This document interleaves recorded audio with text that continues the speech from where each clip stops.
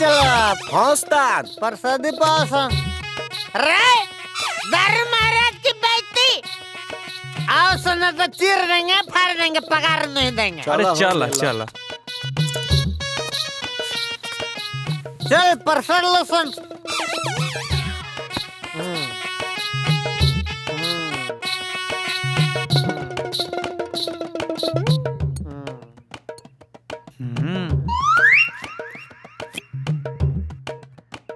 तू बाकी लगलो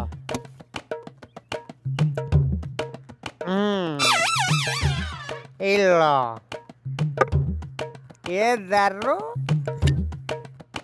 जैसे हमरो यरवा दगा दे गई। ई का उस्ताद ई कान में डाली सन कबू बोतल वो दे दियल करो उस्ताद। कम पिया सन तनी तनी लइका बड़ा सन करे जे जर जाई।